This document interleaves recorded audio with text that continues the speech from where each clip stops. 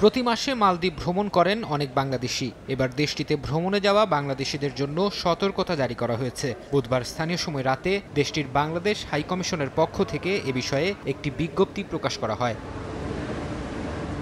মালদ্বীপের ভ্রমণের সময় বিক্রির উদ্দেশ্যে গার্মেন্টস সামগ্রী, মাদকদ্রব্য কিংবা রান্না করা খাবার বহন করা থেকে বিরত থাকতে বলা হয়েছে বিজ্ঞপ্তিতে। এসব সামগ্রী দেশটিতে কঠোরভাবে নিয়ন্ত্রিত হওয়ায় ভ্রমণের সময় তা সঙ্গে রাখলে বিপুল পরিমাণ জরিমানার পাশাপাশি সর্বোচ্চ ২৫ বছর পর্যন্ত কারাদণ্ডের বিধান রয়েছে।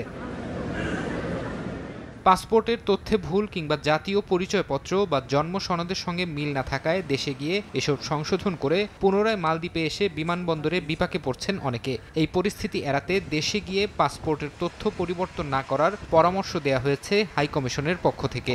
যখন আপনারা বাংলাদেশ থেকে মালদ্বীপে আসবেন, এখানকার এয়ারপোর্টের কিছু বিধিনিষেধ রয়েছে বা এখানকার যে আইন কানুন যেগুলো রয়েছে সেগুলো আপনাদেরকে জানতে হবে এবং সেগুলো মেনে চলতে হবে। বিড়ি, সিগারেট বা তামাক জাতীয় যে পণ্যগুলি আছে সেগুলো আপনারা আনবেন না। এটি যদি আপনারা নিয়ে আসেন তাহলে এখানে অধিক পরিমাণে আপনারা কিন্তু জরিমানা এবং অন্যান্য শাস্তির আওতায় চলে আসবেন। নিজেদের নিরাপত্তা নিশ্চিতের পাশাপাশি দেশের সুনাম রক্ষায় মালদ্বীপ ভ্রমণে দায়িত্বশীল আচরণ করার অনুরোধ করেছে হাইকমিশন। সময় সংবাদ, মালদ্বীপ।